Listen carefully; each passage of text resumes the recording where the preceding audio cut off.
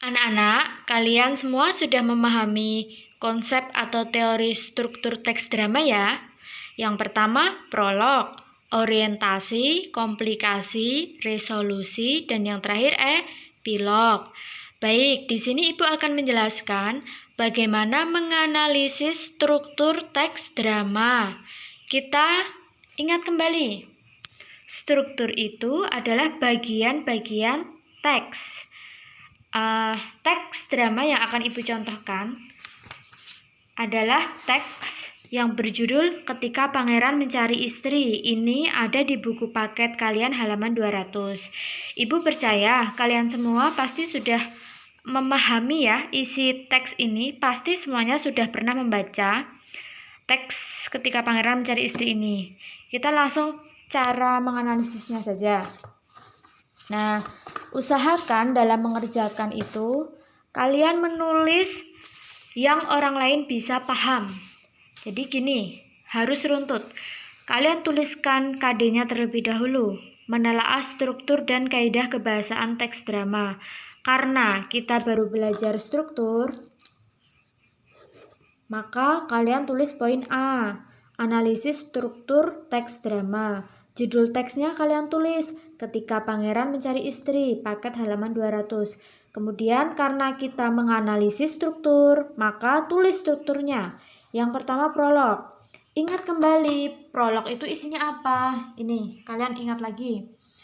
Prolog itu isinya pembukaan atau pendahuluan yang biasanya dibacakan oleh narator. Lihat teksnya. Nah, otomatis yang dinamakan prolog itu bagian yang ini. Ini dibacakan oleh narator, bagian pembukaan. Kebetulan karena ini teksnya sedikit, maka Ibu memberikan contoh menuliskan kembali prolognya. Ini Ibu tuliskan semuanya. Boleh saja kok kalau kalian menginginkan meringkas, boleh. Apalagi kalau prolognya panjang, kalian boleh ringkas. Yang kedua, kita ke orientasi. Ingat kembali, orientasi itu isinya bagian awal cerita.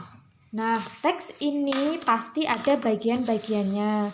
Kita tengok lagi, awal ceritanya bagaimana? Oh, ternyata ini tokoh pengembara menyapa Pangeran Arthur yang sedang kebingungan. Bla bla bla, sampai sini. Ini namanya orientasi. Kalian boleh menuliskan persis seperti di sini, tapi ini kan terlalu banyak. Nah, kalian boleh juga dengan cara menceritakan kembali orientasinya. Jadi dialognya diubah menjadi paragraf seperti ini. Sama, intinya sama. Cuma kalau ini ditelaah lebih dalam. Orientasinya, seorang pengembara menemui pangeran yang sedang kebingungan mencari istri. Kemudian pengembara tersebut mengajak Pangeran Arthur berjalan-jalan agar menemukan jalan keluar. Itu orientasi, bagian awal cerita. Nih, sama ya dengan konsepnya. Oke, kita lanjut ke komplikasi. Komplikasi itu isinya permasalahan yang terjadi. Artinya, masalah yang dialami tokoh. Nah, kita cek lagi. Setelah diajak jalan-jalan oleh pengembara, kemudian Pangeran Arthur bertemu dengan nelayan. Yang kedua bertemu dengan Pak Tani. Yang ketiga bertemu dengan pelayan. Pertemuan Pangeran Arthur dan ketiga orang ini dengan tujuan mencari alasan kenapa mereka memilih calon istri. Nah, ini kan panjang sekali komplikasinya. Ini semua permasalahan atau kejadian yang dialami tokoh. Namanya komplikasi. Dari awal menuju ke puncak permasalahan. Nah, karena ini panjang sekali, maka Ibu ubah menjadi paragraf atau poin-poin. Kita lihat bersama.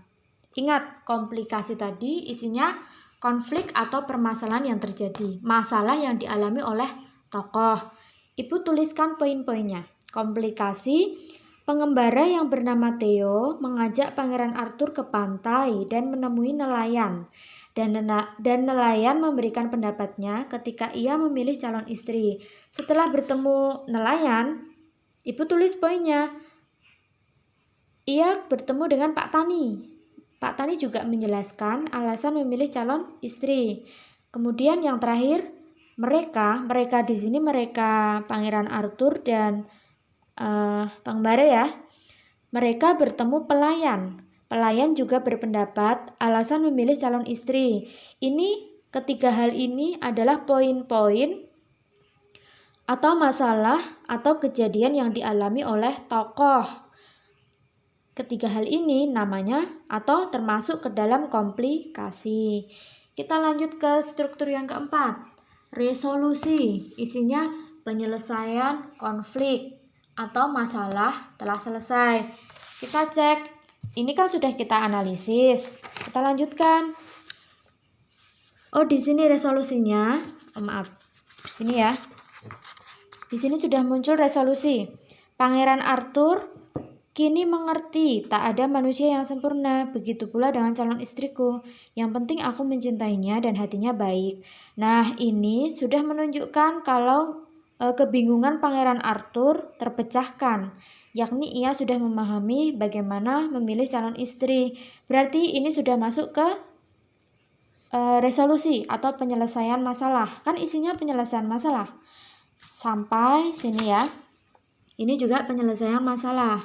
Masalahnya sudah selesai.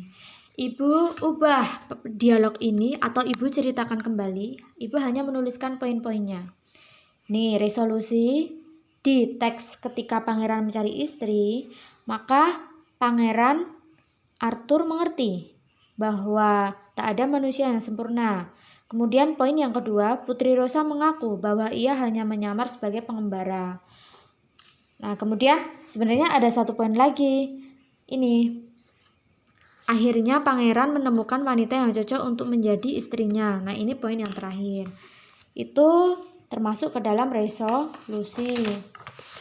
Kemudian struktur yang paling akhir namanya epilog. Kita ingat lagi isinya. Bagian terakhir drama atau ending yang biasanya dibacakan oleh narator. Kita cek teks drama yang asli.